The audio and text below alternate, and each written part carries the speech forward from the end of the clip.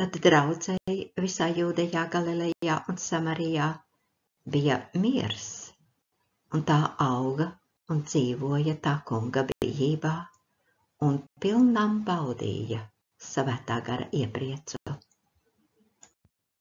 Redzi, tā kunga acs vēro tos, kas viņu bīstas, un cer uz viņa žēlastību, lai viņš to dvēseles izglābtu no nāves un uzturētu viņus dzīvus bada laikā.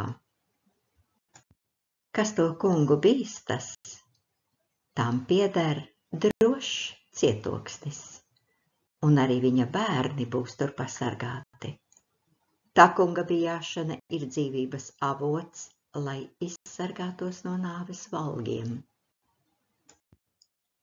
Baudi labumu labā dienā, bet arī ļaunu dienu ņem par labu, jo Dievs dara ir šo, ir to. Tāpēc, ka cilvēkam nebūs zināt, kas būs pēc viņa nāves. Visu to es esmu redzējis savas nīcīgās zemes dzīves dienās.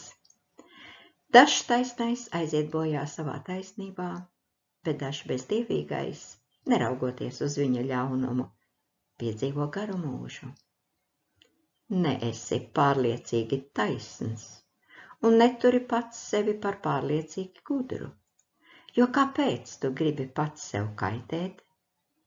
Bet neesi arī pārlieku bezdievīgs un nerīkojies kā nelga, jo kāpēc tu gribi nomirt pirms laika? Vislabāk ir, ja tu pie viena stipri turies, bet arī no otra neatlaidies, jo tas, kas Dievu bīstas, tiek tālāk nekā viņi visi. Īsta gudrība stiprina gudro vairāk nekā 10 varenie, kuri ir pilsētā. Apustuļu darbi 9:31, 33. psalms, 18. 19. pants, Salamana pamācības 14. nodaļa, 26. 27. pants, un Salamans mācītājs 7. nodaļa, no 14. līdz 19. pantam.